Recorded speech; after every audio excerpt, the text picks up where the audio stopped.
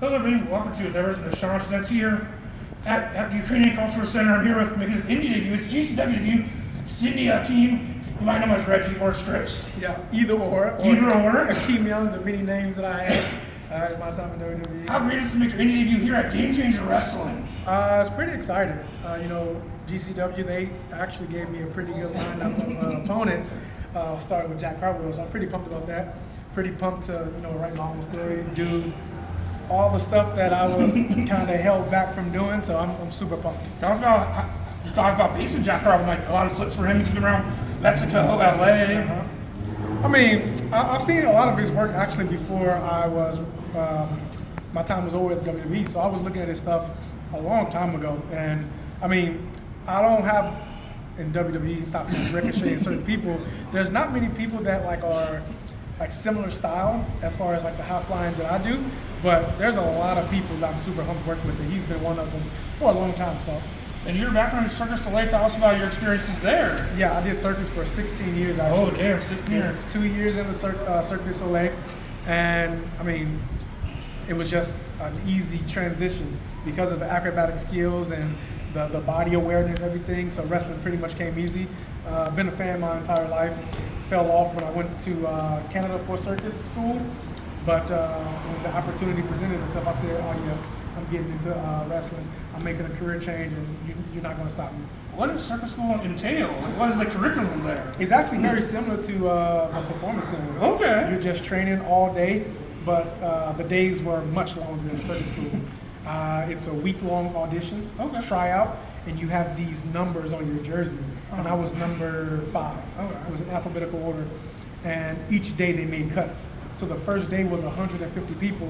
The second day it was 75. Oh, damn. And then the third day it was 30.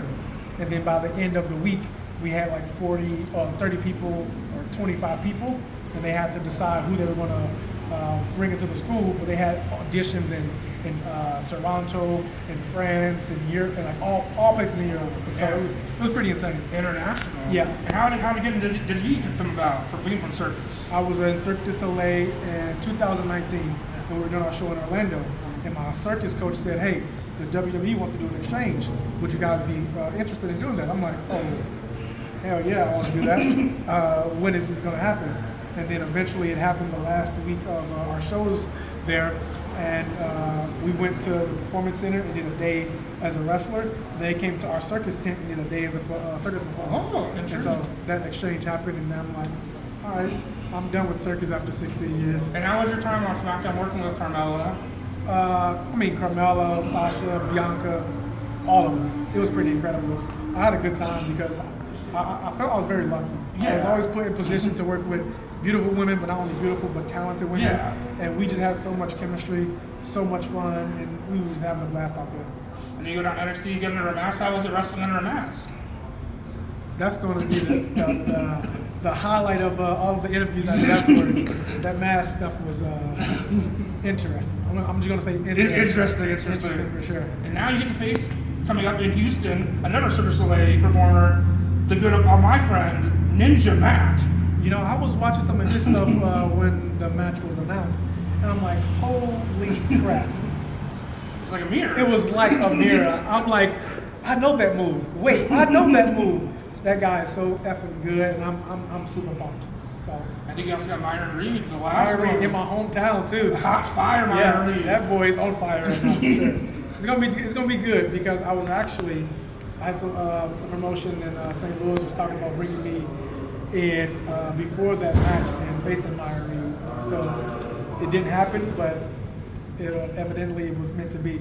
Not having him in my hometown, so it's pretty dope. Who else are you excited to face? Now you're making your indie run, and you're starting here at GCW. I don't know. I want to wrestle everywhere. I want to wrestle anyone. I just want to get out here and do the independent grind. Nice. A lot of people didn't know, but I was ready to jump on the independent grind before I signed because it wasn't sure if they were going to bring me in or not. Okay. I was fortunate enough to get the call, get the contract, and I went to WWE, but I was very much so saying I'm going to go on the independent scene. I was ready to quit wrestling regardless of if I did or did not get the contract. So. Now we tell people where they can book you and they can watch tonight on Thriller TV. I'm gonna post this after I did the raw footage here. Oh, yeah. So plug your, I don't got merch yet, but plug your booking email. No merch yet, but Sidney Akeem at gmail.com. You can also follow all of my social media handles. Sidney Akeem on Twitter, Scripts WWE Steel on Twitter and Instagram. And again, Sidney Akeem at gmail.com is my booking email. So you can see tonight, Sidney Akeem or Jack Hartwell. He's been on the Sean since RealComMetro.com.